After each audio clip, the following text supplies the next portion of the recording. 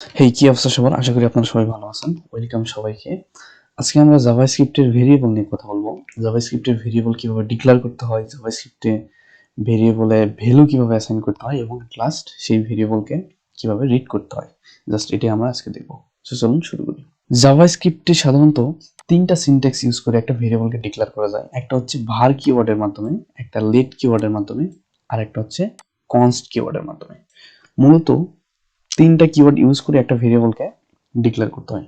তো আমরা প্রথমে দেখব var কিওয়ার্ড ইউজ করে কিভাবে একটা ভেরিয়েবলকে আমরা ডিক্লেয়ার করতে পারি এবং সেই ভেরিয়েবলের ভিতরে ভ্যালু ইনিশিয়ালাইজ করতে পারি। একটা ভেরিয়েবল var কিওয়ার্ড দিয়ে ডিক্লেয়ার যে সিনট্যাক্স, এটা হচ্ছে প্রথমে var কিওয়ার্ড দিতে হবে এবং এরপর আমাদের ভেরিয়েবল নেম একটা দিতে হবে, হ্যাঁ, এবং এই স্টেটমেন্টটি শেষ হবে সেমিকোলনের মাধ্যমে। তো আমরা এখানে var কিওয়ার্ড ইউজ করছি এবং ভেরিয়েবল নেম হিসেবে আমরা ইউজ করছি x কে, অর্থাৎ এখানে x আমাদের ভেরিয়েবল নেম।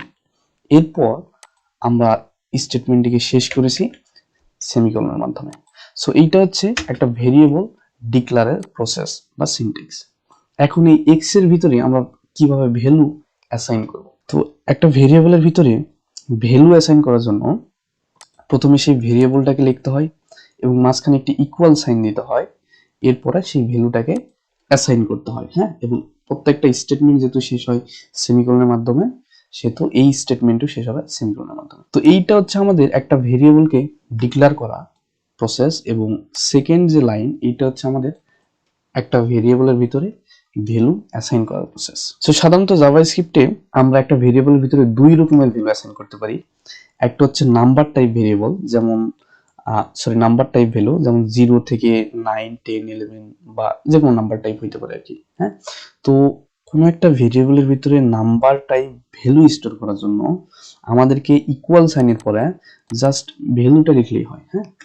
বাট যখন আমরা একটা স্ট্রিং টাইপ কিংবা text type variable, text type value store করব, তখন আমাদের জাস্ট ভ্যালুটাকে আমাদের ডাবল কোটেশনের ভিতরে কিংবা সিঙ্গেল কোটেশনের ভিতরে রাখতে হয়, হ্যাঁ।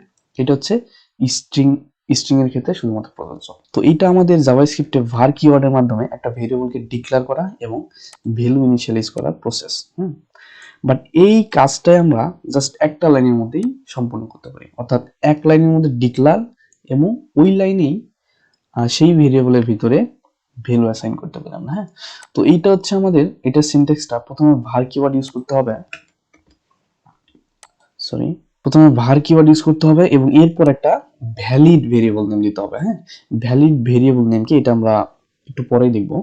এরপর ইকুয়াল সাইন ইউজ করতে হবে এবং তারপর আমাদের ভ্যালুটাকে অ্যাসাইন করতে হবে, হ্যাঁ, এবং স্টেটমেন্টে অবশ্যই শেষ হবে সেমিকোলনের মতো। তো চলুন আমরা এইটাই জাস্ট প্র্যাকটিক্যালি কোড এডিটরে দেখি, হ্যাঁ। আমি কোড এডিটর হিসেবে ভিজুয়াল স্টুডিও ইউজ করতেছি এবং এখানে আমি এইচটিএমএল index.html একটা ফাইল ক্রিয়েট করছি এবং এই ফাইলের ভিতরে একটা এইচটিএমএল এবং স্ক্রিপ্ট ট্যাগের মধ্যে আমরা কোডটা অবশ্যই লিখবো, হ্যাঁ। তো আমি একটা var কিওয়ার্ডের মাধ্যমে ভেরিয়েবল ডিক্লেয়ার করতেছি, var। এরপর আমরা একটা ভেরিয়েবল নেম দেব, হ্যাঁ। আমরা এখানে দিচ্ছি is, এরপর ইকুয়াল সাইন দিলাম 20, এরপর একটা সেমিকোলন। তো এইটা হচ্ছে একই লাইনের মধ্যে ভেরিয়েবল ডিক্লেয়ার এবং ভ্যালু ইনিশিয়ালাইজ। বাট আমরা যদি চাই যে আমরা এক লাইনে ভেরিয়েবল ডিক্লেয়ার করব এবং আরেক লাইনে সেই ভেরিয়েবলে ভ্যালু অ্যাসাইন করব, তো সেই ক্ষেত্রে আমাদের প্রথমে var ইউজ করতে হবে। এরপর আমরা দেখব আইডি যদি আমরা লিখি, তো এরপর হচ্ছে আমাদের সেমিকোলন ইউজ করতে হবে। তো এইটা মূলত হচ্ছে আমাদের একটা ভেরিয়েবল ডিক্লেয়ারের প্রসেস, হ্যাঁ। এরপর এই ভেরিয়েবলের ভিতরে যদি আমরা ভ্যালু অ্যাসাইন করতে চাই তাহলে জাস্ট ভেরিয়েবল নেম, এখানে ভেরিয়েবল নেম হিসেবে আমরা ইউজ করছি আইডি কে, অর্থাৎ আইডি ইকুয়াল আমরা দিতে পারি 2020, এটা আমরা। তো এইটা হচ্ছে আমাদের প্রসেস, একটা ভেরিয়েবলকে ডিক্লেয়ার করা এবং সেই ভেরিয়েবলের ভিতরে ভ্যালু অ্যাসাইন করার প্রসেস। এবং থার্ড যে লাইন, এটা হচ্ছে এটাও সেম কাজই, বাট একটা লাইনের মধ্যে আমরা দুইটা কাজ সম্পন্ন করছি, হ্যাঁ। তো এখন আমরা দেখব এই যে ভেরিয়েবল দুইটা আমরা ডিক্লেয়ার করলাম এবং ভ্যালু ইনিশিয়ালাইজ করলাম, একটা হচ্ছে আইডি আর একটা ইস। তো এই ভেরিয়েবলের ভ্যালুগুলোকে আমরা রিড করব কিভাবে, হ্যাঁ, বা এই ভ্যালুগুলোকে আমরা আউটপুট হিসেবে শো করব কিভাবে। তো এটা করার জন্য আমরা এর আগের লেকচারে দেখছি যে জাভাস্ক্রিপ্ট আউটপুট শো করার তিনটা বা চারটা সিনট্যাক্স আছে। তো এখন আমরা ইউজ করব console dot log, console dot log, এরপর একটা প্যারেনথেসিস, এবং প্যারেনথেসিসের ভিতরে আমাদেরকে জাস্ট ভেরিয়েবলের নামটা বসাই দিতে হবে। আইডি দিচ্ছি, এরপর একটা সেমিকোলন, তারপর ফাইলটি আমরা সেভ করে নিচ্ছি। এখন এই ফাইলটাকে রান করার জন্য মাউস দিয়ে ড্র্যাগ করে জাস্ট ব্রাউজারে ড্রপ করলেই আমাদের, যেহেতু আমরা ইউজ করছি console.log, আমাদের ভ্যালুটা অবশ্যই কনসোলে আসবে।